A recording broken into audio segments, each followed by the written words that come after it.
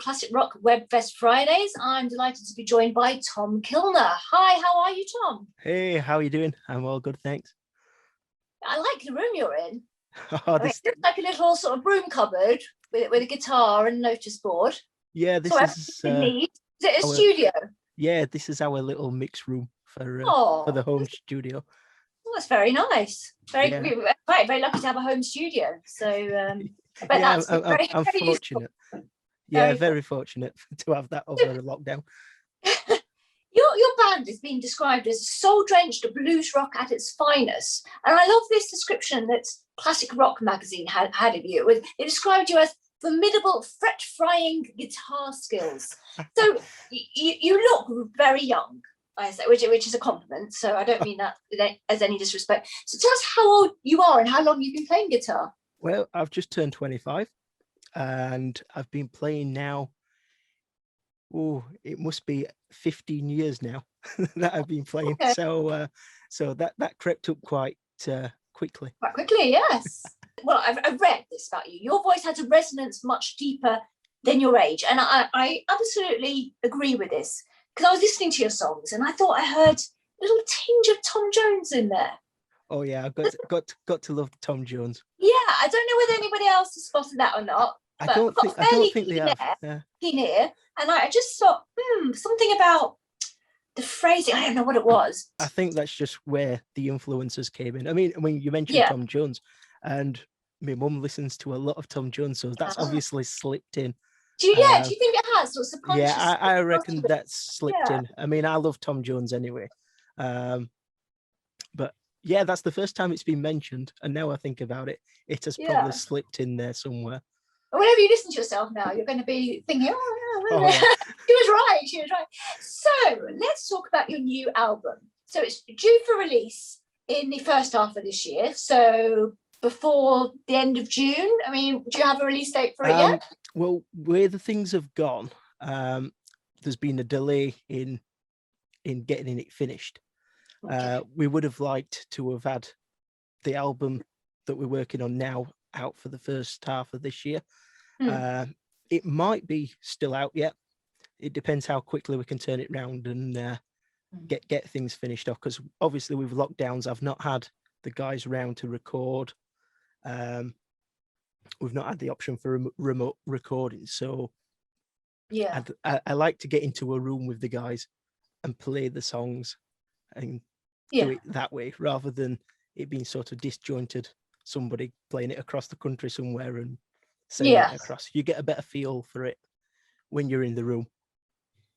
Right. So, and you released albums for EPs. So this new release is described as a more acoustic based album than previously. Was there any reason for that? Is because it's been I think it is because I think it's just we haven't got a set way of doing things. If it feels right, we will do it. I mean, I've been writing a lot acoustically due to lockdown. I mean, I was writing a lot acoustically before.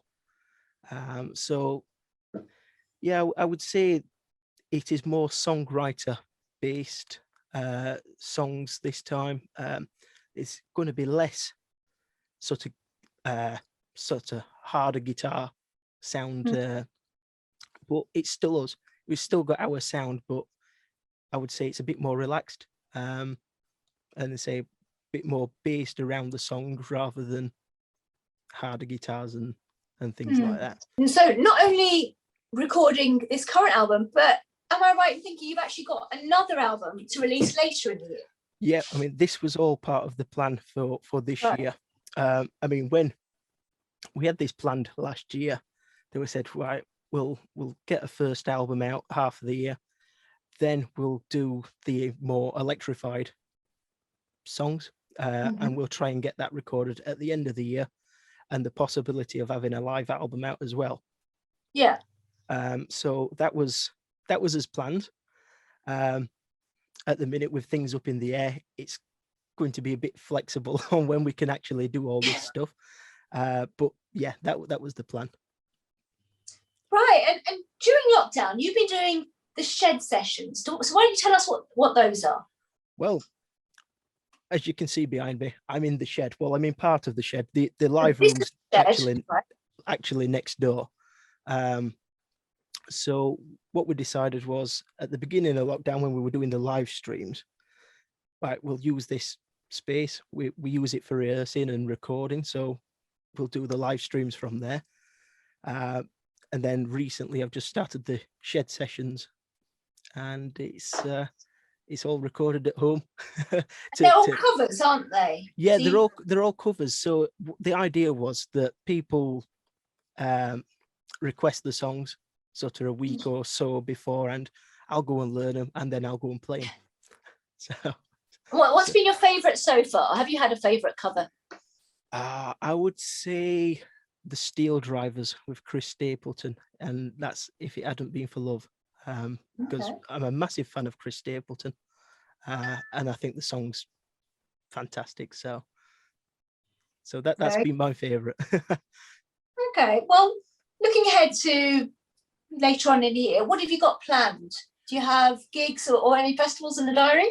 We've got a festival. In fact, one of his first gigs back is We Are Back Festival at the Cluny in Newcastle. Okay.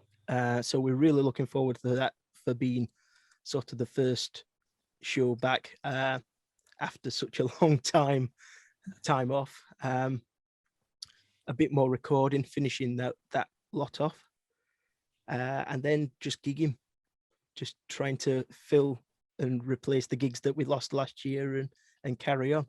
And it's been lovely talking to you. I think everyone needs to check out your merch store, because you've got some lovely keyring bottle holders there. Sorry, bottle. Yeah. Yes, yes.